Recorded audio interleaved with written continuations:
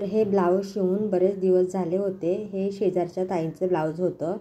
तर त्यांनी मला हे शिवायला सांगितलं तेव्हा लूज ठेवायला सांगितलं होतं, लूजिंगमध्ये ठेवायला सांगितलं होतं आणि मी ते लूज ठेवल्यामुळे कसं ते शोल्डर त्यांचे उतरू लागले खाली। तर फिटिंगमध्ये ब्लाऊज बसलं व्यवस्थित तर मग ते शोल्डर उतरत नाहीत आणि हे लूज असल्यामुळे शोल्डर उतरू लागले। तर मी थोडं त्यांना फिटिंग करून दिलं तरी देखील शोल्डर असे उतरल्यासारखे होत होते, कारण की मी त्यांची ब्लाऊजची जी लांबी आहे ती जास्त घेतली होती आणि ब्लाऊजची लांबी घेतली तरी पण आपल्याला काही प्रॉब्लेम होत नाही, शोल्डर तर उतरायला नाही पाहिजे। त्यामुळे मी काय केलं, इथे ब्लाऊज उलटं करून घेतलं आणि बघू शकता तुम्ही काखीच्या खालच्या बाजूने आपल्याला अशी गोलाकार शिलाई मारून घ्यायची, बस इतकी शिलाई मारून घ्यायची दोन्ही बाजूने।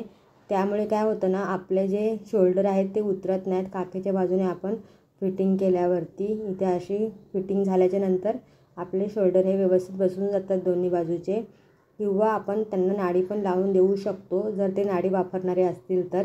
तर अशा प्रकारे आपण उतरणारे शोल्डर जे असतात खाली उतरणारे ते व्यवस्थित करू शकतो न ब्लाऊज खोलता।